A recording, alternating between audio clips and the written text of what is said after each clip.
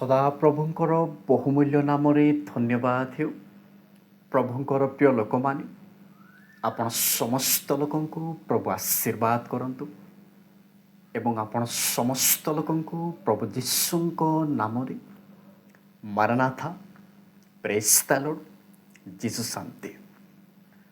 ପ୍ରଭୁଙ୍କର ପ୍ରିୟ ଲୋକମାନେ, ମାତ୍ୟୁ ସୁସମାଚାର ତାର 7 ପର୍ବ ତାର 22 ପଦରେ ଲେଖାଯାଏ, ଅଧର୍ମଚାରୀମାନଙ୍କ ବିଷୟରେ ଆପଣମାନେ ଜାଣିଥିବେ, ଶୁଣି ମଧ୍ୟ ଥିବେ, ଲୋକମାନଙ୍କ ପାଖରେ ପ୍ରକାଶ ମଧ୍ୟ କରିଥିବେ। এই ମାତ୍ୟୁ 7 ତାର 22 ପଦ ପର୍ବ। କିନ୍ତୁ ପ୍ରଭୁଙ୍କର ପ୍ରିୟ ଲୋକମାନେ, এই ମାତ୍ୟୁ 7ର 22 ହିନ୍ଦୀ ଟ୍ରାନ୍ସଲେସନ୍ କହେ କୁକର୍ମ କରନେ ବାଲୋ, କୁକର୍ମ କରିବା ଲୋକମାନେ। ପ୍ରଭୁଙ୍କର ପ୍ରିୟ ଲୋକମାନେ, এই ମାତ୍ୟୁ 7ର 22 ପଦ ପର୍ବ এই ଅନୁସାରେ ଆପଣମାନଙ୍କ ପାଖରେ କିଛି ବିଷୟ ପ୍ରକାଶ କରିବା ପାଇଁ ଚାହେଁ। ଆପଣମାନେ କିଛି ସମୟ ସଠିକ୍ ଭାବରେ ଶୁଣନ୍ତୁ, ସଠିକ୍ ଭାବରେ ବୁଝିବା ପାଇଁ ଚେଷ୍ଟା କରନ୍ତୁ। କାରଣ ବର୍ତ୍ତମାନ ସମୟରେ ପ୍ରଭୁଙ୍କର ପ୍ରିୟ ଲୋକମାନେ, ଅନେକ ପ୍ରଚାରକ, ଅନେକ ଭାବବାଦୀ, ଅନେକ ଟିଚର, ଅନେକ ଶିକ୍ଷକ, ଅନେକ ପାଳକ ବାହାରି ଅଛନ୍ତି। ସେଥିପାଇଁ ଆପଣ ସମସ୍ତ ଲୋକଙ୍କୁ କହିବା ପାଇଁ ଚାହେଁ, ମାତ୍ୟୁ 7ର 22 ଅନୁସାରେ ଆପଣମାନଙ୍କ ପାଖରେ ପ୍ରକାଶ କରିବା ପାଇଁ ଚାହେଁ। କିନ୍ତୁ ଆପଣମାନେ ଧ୍ୟାନ ଦେବା ଦରକାର, 100ରୁ 90% ପ୍ରଭୁଙ୍କର ପ୍ରିୟ ଦାସମାନେ,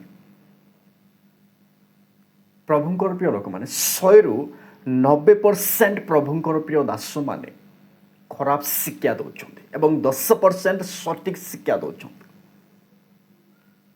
ଏବଂ এই 10% ସଠିକ୍ ଶିକ୍ଷା ଦେଉଥିବା ପ୍ରଭୁଙ୍କର ପ୍ରିୟ ଦାସମାନେ ପାପକୁ ପାପ, ମନ୍ଦକୁ ମନ୍ଦ, ଅର୍ଥାତ୍ ଭଲକୁ ଭଲ, ମନ୍ଦକୁ ମନ୍ଦ ବୋଲି କହୁଛନ୍ତି। ସେଥିପାଇଁ ଲୋକମାନଙ୍କୁ ବାଦ ଦେଇଯାଉଛି, ଲୋକମାନେ ସମ୍ଭାଳି ପାରୁନାହାନ୍ତି। କିନ୍ତୁ ଆସନ୍ତୁ ପ୍ରଭୁଙ୍କର ପ୍ରିୟ ଲୋକମାନେ, ଆମ୍ଭେମାନେ ବାଇବଲରେ ଦେଖିବା ଭବିଷ୍ୟତ ବକ୍ତାମାନଙ୍କ ବିଷୟରେ, ଭାବବାଦୀମାନଙ୍କ ବିଷୟରେ ଏବଂ ସେଇ ମାତ୍ୟୁ 7ର 22 ମଧ୍ୟ ଦେଖିବା। କିନ୍ତୁ ଆମ୍ଭେମାନେ ପ୍ରଥମେ ଦେଖିବା ଦ୍ୱିତୀୟ ତିମୋଥୀ ତାର 4 ପର୍ବ ତାର 3 ଏବଂ 4 ପଦ। ତାପରେ ଆମ୍ଭେମାନେ ଆଗକୁ ବଢ଼ିବା। এই ସମୟରେ ଯଦି ଆପଣମାନଙ୍କ ପାଖରେ ପବିତ୍ର ବାଇବଲ ଅଛି ତାହେଲେ ଆପଣମାନେ ଦେଖନ୍ତୁ। ଯଦି ଆପଣମାନେ ଦେଖିବେ ନାହିଁ ତାହେଲେ ବାଇବଲରେ ଥିବା ବିଷୟ କୁହାଯାଉଅଛି କିମ୍ବା ବାଇବଲରେ ବାହାରେ କୁହାଯାଉଅଛି, ଏ ବିଷୟ ଆପଣମାନେ କେମିତି ଜାଣିପାରିବେ? ସେଥିପାଇଁ ନିହାତି ଜରୁରୀ ଅଟେ ଆପଣମାନେ ପଦ ପର୍ବ ଯେତେବେଳେ ପ୍ରକାଶ କରାଯିବ ସେହି ସମୟରେ ଆପଣମାନେ ଦେଖିବା ଦରକାର। এই ଜାଗାରେ ଲେଖାଯାଏ, ପ୍ରଭୁଙ୍କର ପ୍ରିୟ ଲୋକମାନେ, ଦ୍ୱିତୀୟ ତିମୋଥୀ ତାର 4 ପର୍ବ ତାର 3 ଏବଂ 4 ପଦ, କାରଣ ସମୟ ଆସିବ ଯେତେବେଳେ ସେମାନେ ହିତଜନକ ଶିକ୍ଷା ସହ୍ୟ କରିବେ ନାହିଁ, ମାତ୍ର ଶ୍ରୁତି ମଧୁର କଥାରେ ସନ୍ତୁଷ୍ଟ ହୋଇ ଅଭିଳାଷ ଅନୁସାରେ ଆପଣମାନଙ୍କ ନିମନ୍ତେ ବହୁ ସଂଖ୍ୟକ ଶିକ୍ଷକଙ୍କୁ ସଂଗ୍ରହ କରିବେ। ପୁଣି ସତ୍ୟ ବାକ୍ୟରେ କର୍ଣ୍ଣ ନ ଦେଇ କଳ୍ପିତ କାହାଣୀ ପ୍ରତି ମନ ଦେବେ। ପ୍ରଭୁଙ୍କର ପ୍ରିୟ ଲୋକମାନେ, ବର୍ତ୍ତମାନ ସମୟରେ 100ରୁ 10% ପ୍ରଭୁଙ୍କର ପ୍ରିୟ ଦାସମାନେ ହିତଜନକ ଶିକ୍ଷା ଦେଉଛନ୍ତି, ସଠିକ୍ ଶିକ୍ଷା ଦେଉଛନ୍ତି।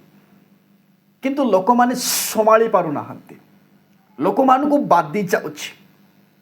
କାହିଁକି ବାଦି ଯାଉଛି? ଲୋକମାନଙ୍କୁ ସେଇ ପ୍ରକାର କାର୍ଯ୍ୟ କରୁଛନ୍ତି ସେଇ ଲୋକମାନେ, ସେଥିପାଇଁ ଲୋକମାନଙ୍କୁ ବାଧୁଛି।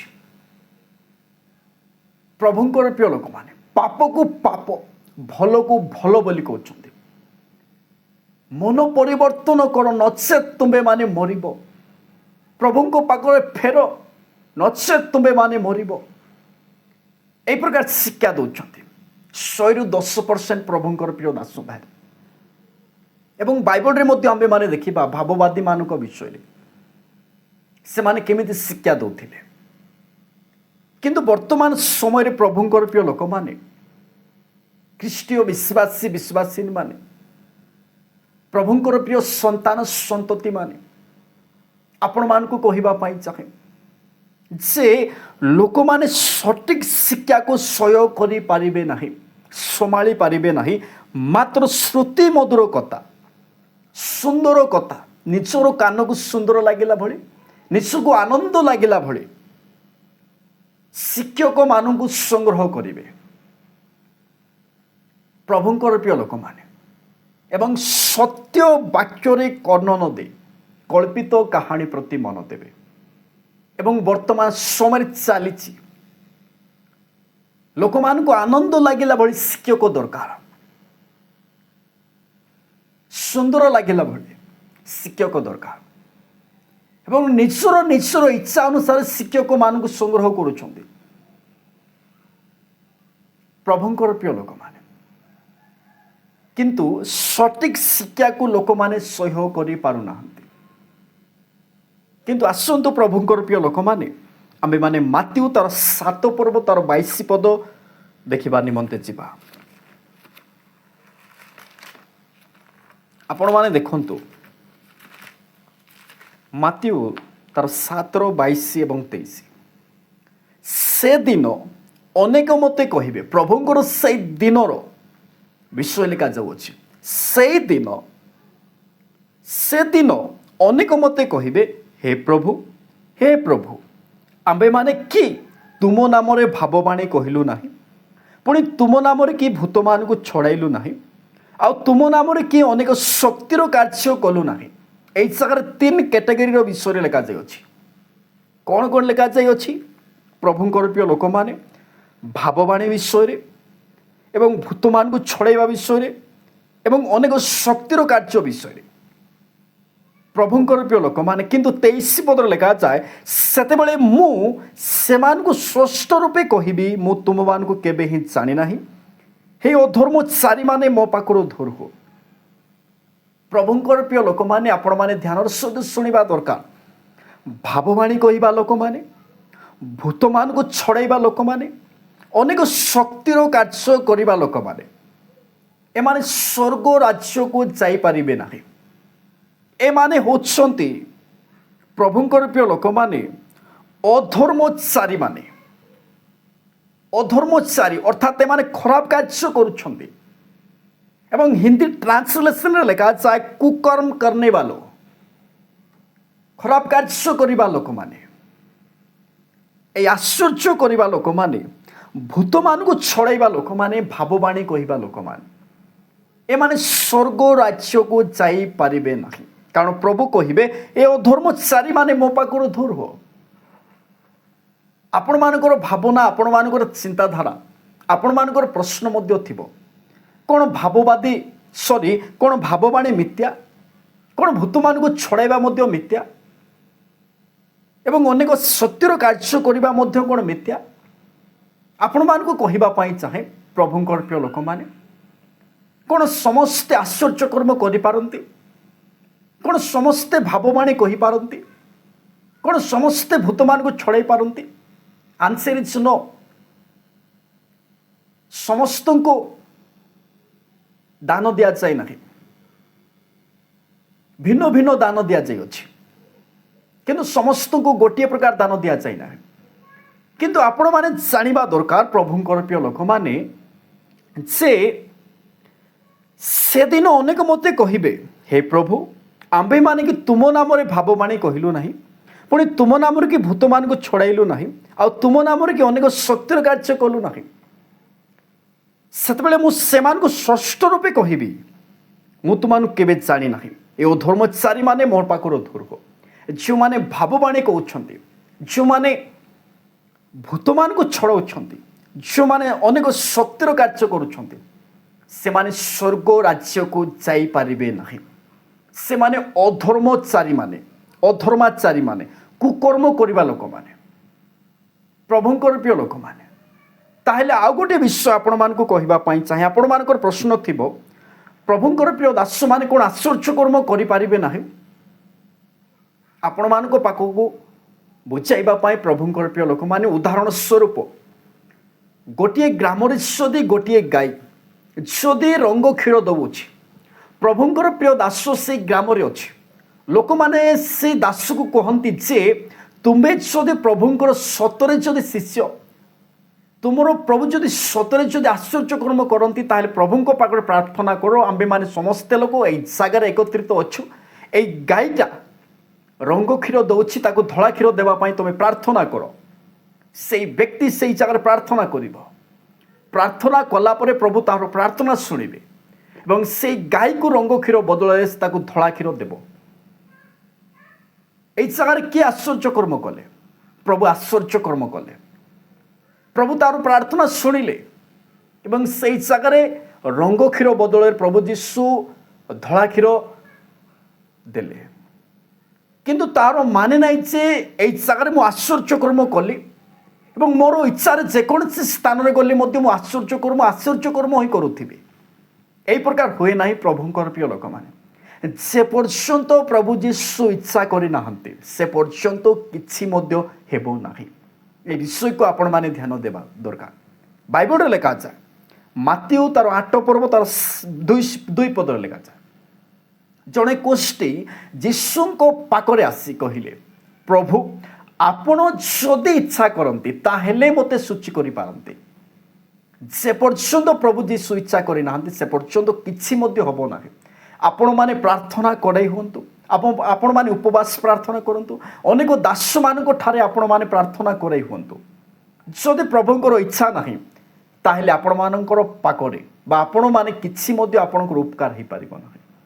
যদি প্রভু যীশু ইচ্ছা করতে তাহলে আপন মানে সূচি হয়ে পারতে, রোগরু মুক্ত হয়ে পারতে।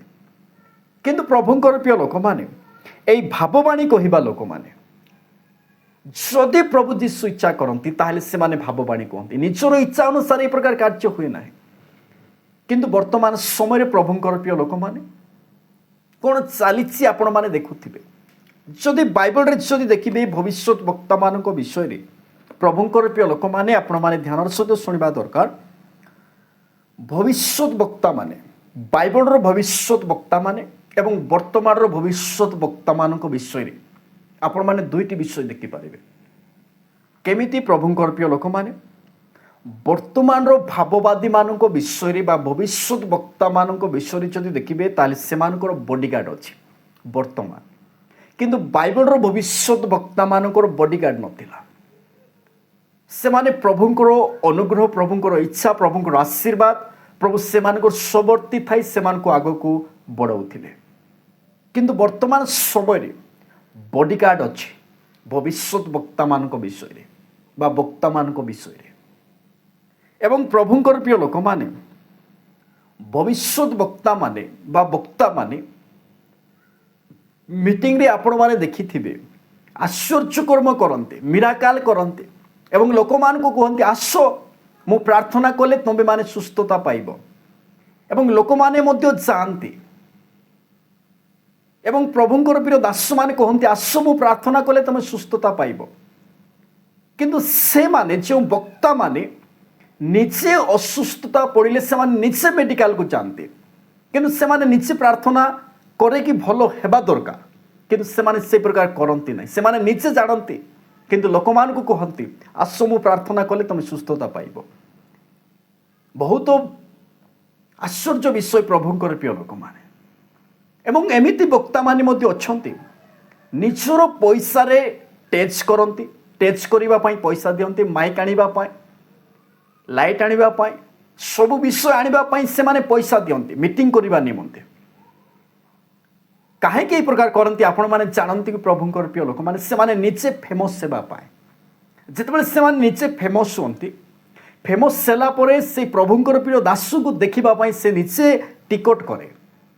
প্রভুঙ্কর প্রিয় দাসକୁ যদি দেখা করিবার ଅଛି তাহলে আপনাকে টিকেট করিবাকু পড়িব। ফেমস হেলা পরে এমিতি করନ୍ତି। কিন্তু প্রভুঙ্কর প্রিয় লোক মানে যে পর্যন্ত প্রভু যীশু ইচ্ছা করে নাহান্তি সে পর্যন্ত আপন মানকর কিছু মধ্য হেব না। যে মানে আশ্চর্য পছরে চালুছ আপন মানকু কহিবা পাই চাই আপন মানে যেতে প্রার্থনা করাই হুঁতু করন্তু, যদি প্রভু ইচ্ছা করে নাহান্তি আপন মানে সুস্থ হয়ে পারিবে না। जदि प्रभु इच्छा करती ताहले आपण माने सूची हो पारे प्रभुंकर प्रिय लोक मैंने मिराकल पचर जातु ना प्रभु को पचर चलतु प्रभुंर दास मान पचर चलतु ना प्रभु को पचर चलतु प्रभुंर दास मैंने आपण को स्वर्ग को नेबे ना प्रभु आपण को स्वर्ग को नेबे प्रभुंकर प्रिय लोक मैंने आपण मैंने बुझा दरकार एवं आउ गोटे विषय कहवाई चाहे प्रभुंकर प्रिय लोक मैंने वर्तमान समय परभाषा अन्य भाषा बोली कहते एमाने वर्तमान समय अनेक लोक मैंने भ्रांत होती अनेक भ्रांत जदि आपण मैंने पवित्र बाइबल जदि देखिए भाववादी माने 17 गोटे वक्ता माने 17टी भविष्यत वक्ता एमाने केबे मध्य लोक मान को तलक अदराई नाहंती एमाने केबे मध्य राबा राबा साबा साबा सिंधार बा राबा राबा कही नाहंती प्रभुंकर प्रिय लोक मैंने एमानकर बॉडीगार्ड नथिला किंतु वर्तमान समय अनेक भाववादी माने अन्य भाषा परभाषा बोली कहउछंती एवं राबा राबा लाका राका बोली कहउछंती एवं लोक मान को तलक अदराउछंती किंतु प्रभु जीशु ए प्रकार भाषा कहि नांती प्रभुंकर शिष्य माने ए प्रकार भाषा कहि नांती भविष्यत वक्ता माने कहि नांती एवं वक्ता माने मध्य लोक मान को तलक अदराई नांती प्रभु जीशु मध्य तलक अदराई नाही शिष्य माने मध्य तलक अदराई नांती किंतु वर्तमान समय कौन चली प्रभुंकर प्रिय लोक माने कौन चली आपण माने टिके भाबंतु कौन चली एवं लोक माने मध्य प्रभु जीशु को पचरे न जाए प्रभु जीशु को दास मान को पचरे जाउछंते प्रभुंकर से दिन में आपण मानकर हिसाब कहा देवे प्रभुंकर प्रिय लोक माने एवं वर्तमान समय जदि आपण माने देखिबे अनेक प्रभुंकर प्रिय दास माने मंडली को दुई भाग करुछंते लोक मान को भ्रांत करुछंते सेमान को कहबा पई चाहे जो माने मंडली को भाग करुछंते रोमियो तार 15 पर्व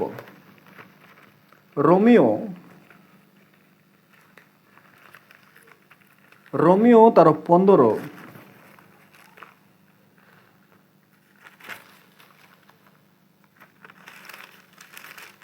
सॉरी 16 रोमियो 15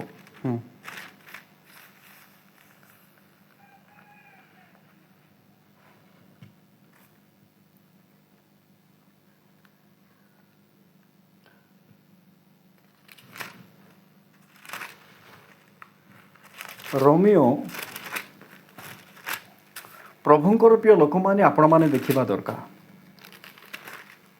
यही जगह लिखा जाए प्रभुंकर प्रिय दास कहते हाँ जेपरी मुझे अन्य लोकर मूलदुआ उपर न गड़े एति निमंते जो स्थान में जीशु कृष्ण को नाम उच्चारित होना यहपरि स्थान में सुषमाचार प्रचार करने मु लक्ष्य कर आसी किंतु वर्तमान समय रोमियो 15:20 लिखा जाए किंतु वर्तमान समय प्रभुंकर प्रिय लोक मैंने जो जगार प्रभुंकर प्रिय दास मैंने जाई लोक मान को प्रभु प्रति फेराइला पर से लोक मान को ही आउ थे भ्रांत कर आउ थे क्रिस्टियान कर किंतु आपण मान को कहवाई चाहे माथ्यू 7:22 प्रभुंकर प्रिय लोक मैंने जड़े व्यक्ति जदि भाववाणी कहूँगी जड़े व्यक्ति जदि भूत मान को छड़ाऊँगी जड़े व्यक्ति जदि अनेक आश्चर्यकर्म कार्य करुँगी ताले ताहा पछरे आपण माने चलतु ना कारण प्रभुंकर पवित्र बाइबल रे लिखा जाए भाववाणी लोप हेबो परभाषा लोप हेबो केवल प्रभुंकर वाक्य ही रहिबो प्रभुंकर प्रिय लोक मैंने ए विषय रे आपण मान को पाखरे बहुत किछि प्रकाश करी नाही प्रभुंकर प्रिय लोक मैंने ए वीडियो आपण माने अनेक जगह मानकर शेयर करंतु एवं आउ गोटे विषय प्रभुंकर प्रिय लोक मैंने जदि कहार जदि प्रश्न थाए ताहले आपण माने पचारंतु एवं तलको ओदराइबा राबा राबा लाका राका करिबा एवं दशमांश विषय रे अन्य भाषा विषय रे परभाषा विषय रे जदि कहार जदि मेसेज अच्छी बा प्रश्न अच्छी ताहले आपण माने मेसेज करंतु एवं ए चैनल रे अनेक प्रकार वीडियो देखि पारिबे आपण माने तलको देखंतु आपण माने केबे मध्य भाबी नथिबे सेही प्रकार वीडियो ए चैनल रे अपलोड करा जाय अछि प्रभु छोटिया वाक्य द्वारा आपण समस्त लोकन को प्रभु आशीर्वाद करंतु।